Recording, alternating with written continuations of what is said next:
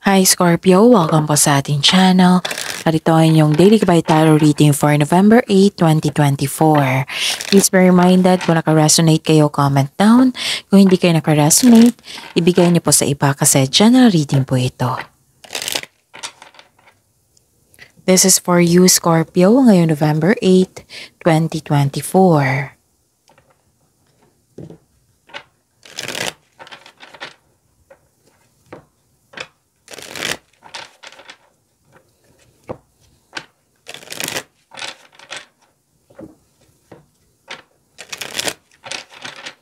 Para po ito sa inyo Scorpio ngayong November 8, 2024.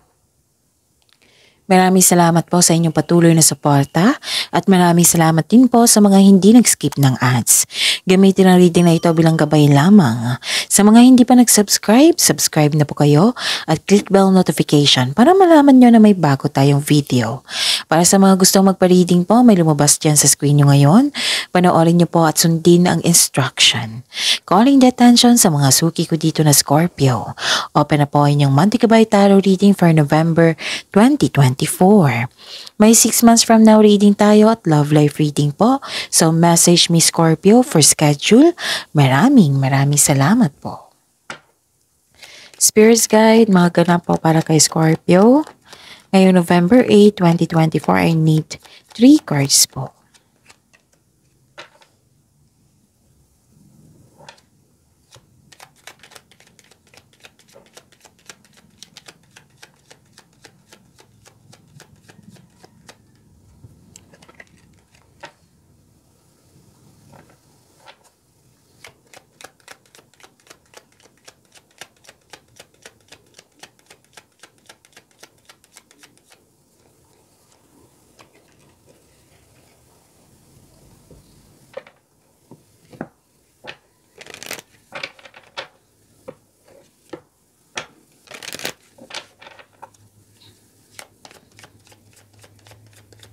Spirits Guide, mga mensahe po para kay Scorpio ngayong November 8, 2024. I need 2 cards po.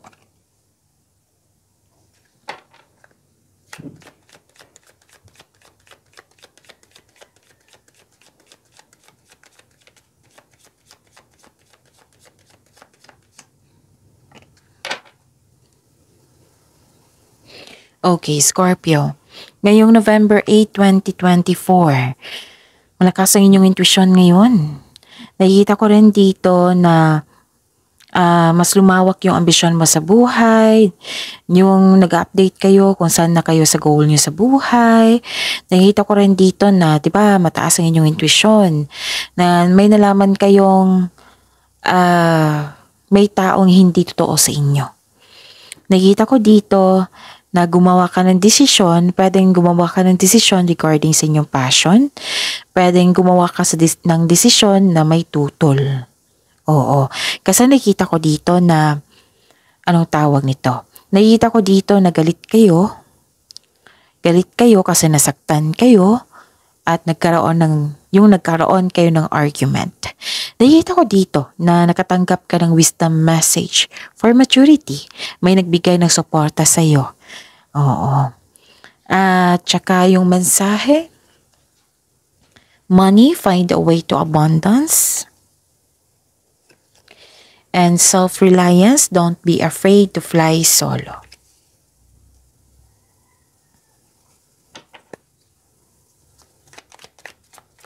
Spirits Guide, mga Spirits Guides, energy po ni Scorpio ngayong November 8, 2024.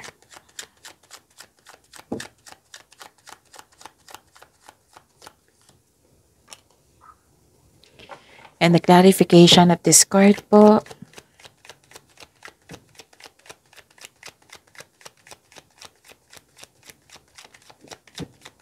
Scorpio.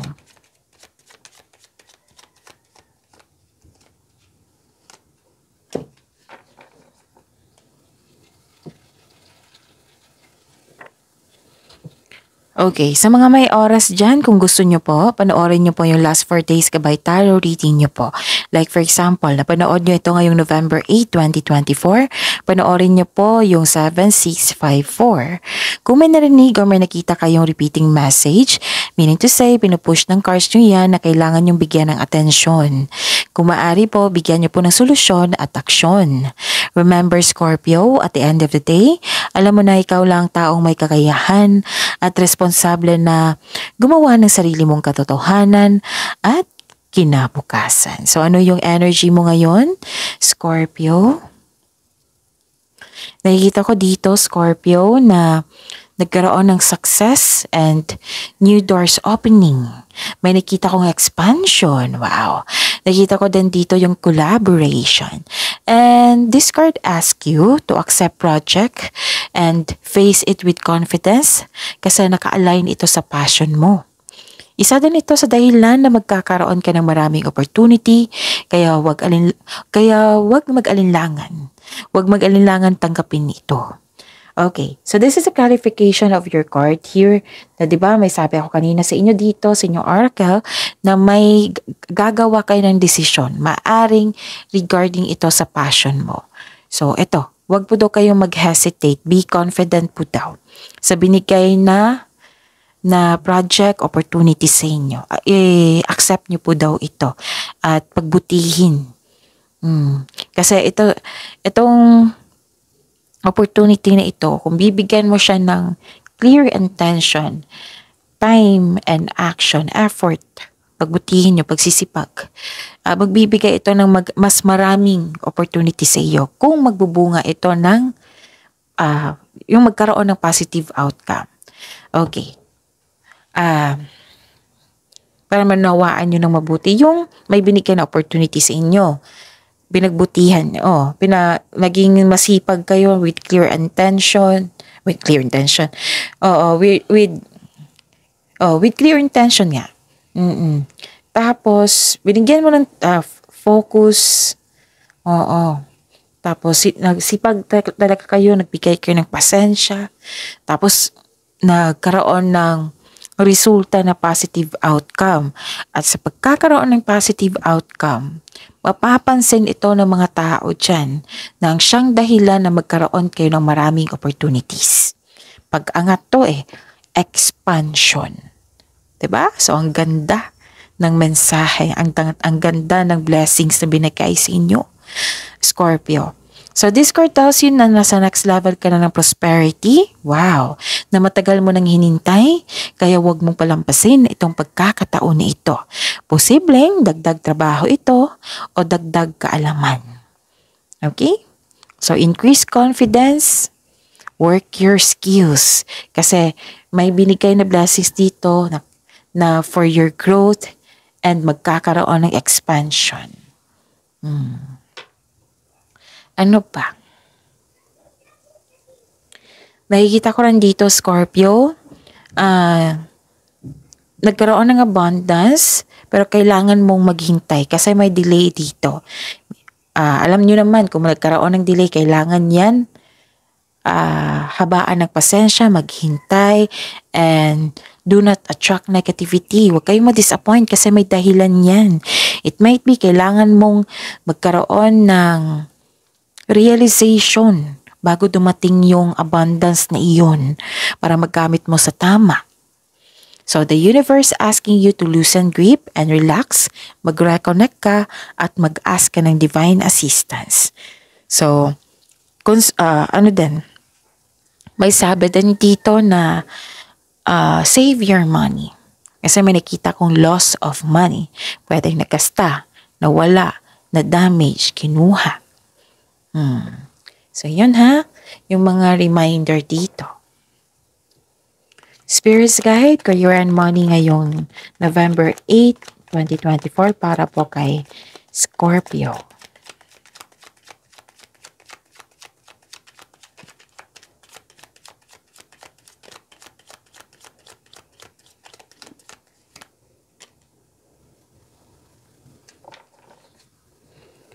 And the clarification of this card po.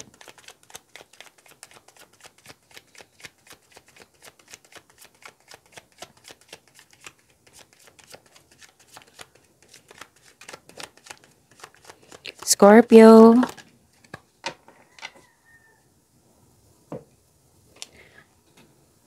Okay, so this is for your career and money, Scorpio.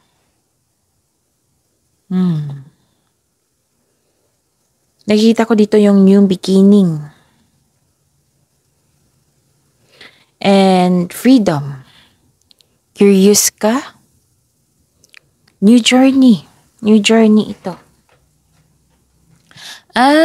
Okay. Kaya pala may advice dito na find a way to abundance and don't be afraid to fly solo, self-reliance. Kasi nga may binigay sa inyo na opportunity na kailangan nyo mag-focus, pagyamanin nyo. Kasi magbibigay yan ng kaunlaran sa inyo. Lumabas din siya dito sa inyong career and money. Okay, tapos you should take a risk and try something new. Try to step out sa comfort zone mo. Lalabas kayo sa comfort zone nyo kasi may nakita kong new journey dito. This is a leap of faith. Hindi ka takot sa obstacles. You know you are on the right path. Kumbaga, bahala na. Go ako. Ganun. So, the advice is mag-ingat kayo sa padalos-dalos na pagpasya. Kailangan magkaroon kayo ng konkretong plano and listen to your intuition. So, yun. Take a leap of faith and trust the support of the universe. And please know, Scorpio, you are divinely guided. Parati ko tong nasa baba na nare-read sa inyo, no? Nakukuha nyo ang cards na ito na you are divinely guided. And I am sure madasalin kayo.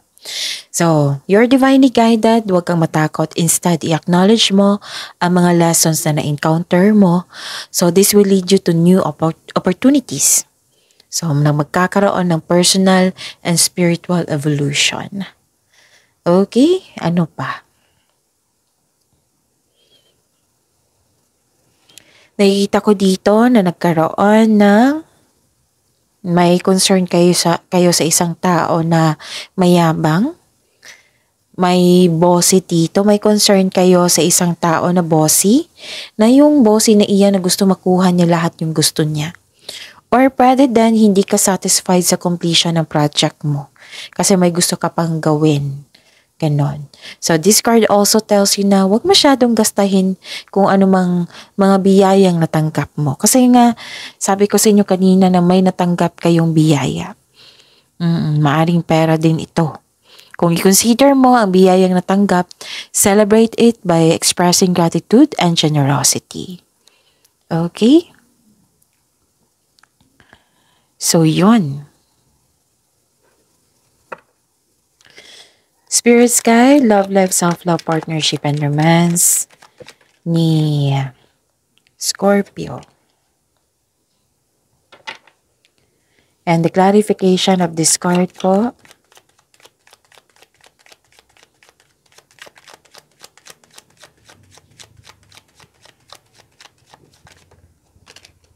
Marami na. So, kunin ko tong nauna.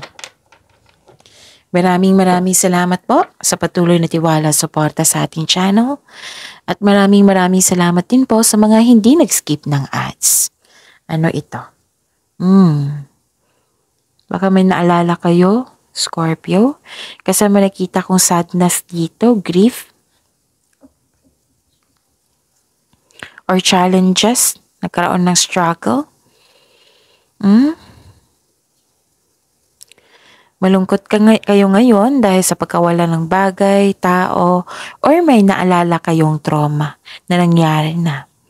So this is only temporary, lilipas din po ito. Kung kailangan i-express nyo ito, kailangan nyo iyak nyo po yan. Kasi crying is a very healthy thing to do. It relieves stress, ease pain, and cleanses our soul. Parang may nawala parang may nakita ko dito na naalala nyo or may ganap kayo na nawala. O pwedeng loss of connection. Loss of connection maari kasi may galit kayo dito eh. May nalaman kayong hindi totoo sa inyo. Okay? So, don't worry, after nitong unos, may parating na new direction sa inyong buhay. Kailangan mong ma-overcome ito. Pwedeng may naalala kayo na loko sa inyo before. So you need to move forward. Okay? You need to move forward. And may nakikita ko dito na parang hinayaan mo masaktan ka ng tao, na pwede din na hindi ka ready, natatakot ka pa, na pwedeng sa paglabas ito sa comfort zone mo, pwedeng hindi ka makagawa ng desisyon. So this card asks you to calm and balance. May nakita ko ditong makinig kayo dapat sa inyong intuition kung pwede po.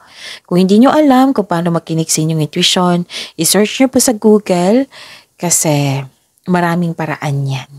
Si intuition po kasi na magsasabi kung sino yung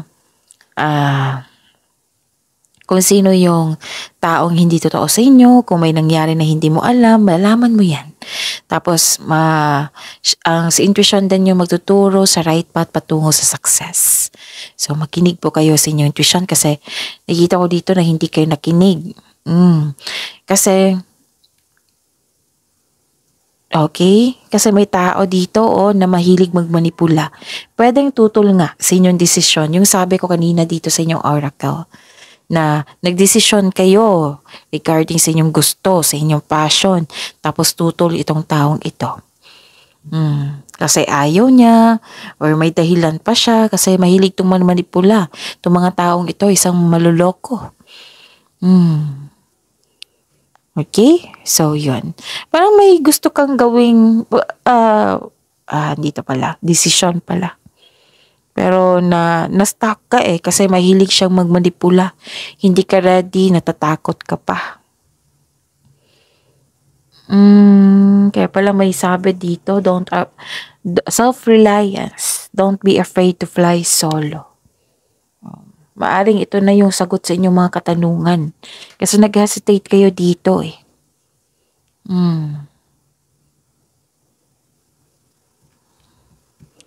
Dapat guarded kayo. Put boundaries, yung sabi ko sa inyo dito kanina na put boundaries, yung taong toxic, mag-put kayo ng boundaries, hindi kailangan natanggapin yung negative energy niya. Okay? So, yun. Pagyamanin niyo yung blessings na binigay sa inyo, Scorpio. See you tomorrow. Please like, subscribe, and click bell button for notification para updated po kayo sa daily tarot reading natin. Maraming salamat po.